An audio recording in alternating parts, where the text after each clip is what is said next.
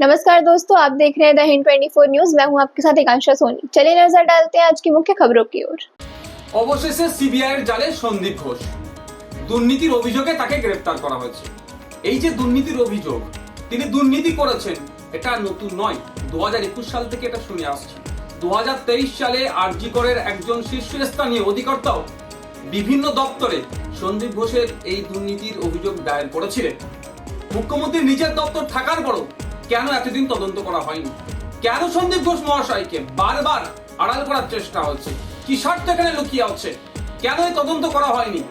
CBI দুর্নীতির অভিযোগে তাকে গ্রেফতার করেছে। আমরা চাইবো সিবিআইয়ের কাছে শুধুমাত্র সন্দীপ ঘোষ নয়, এই আরজিকর কাণ্ডে যে দুর্নীতির সাথে যারা যুক্ত, যে সমস্ত রাঘব বোয়ালরা যাদের সাথে পরামর্শ আলোচনা করে এই ধরনের দুর্নীতি করেছে, প্রাতিষ্ঠানিক দুর্নীতি যারা করেছে, তাদের প্রত্যেককে এর মধ্যে যুক্ত করা এবং প্রত্যেককে গ্রেফতার করে কোর্টের কাছে তাদেরকে হাজির করুক, আশা করব।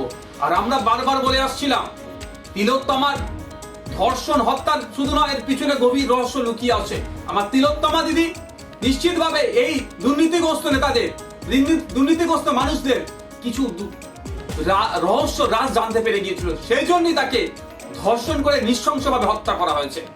আমরা আশা করব সিবিআই এর মাধ্যমে আমরা ন্যায় বিচার পাবো এবং যারা দুর্নীতি করেছে, দুর্নীতির সাথে যারা যুক্ত, প্রত্যেকে সর্বোচ্চ শাস্তি পাবে।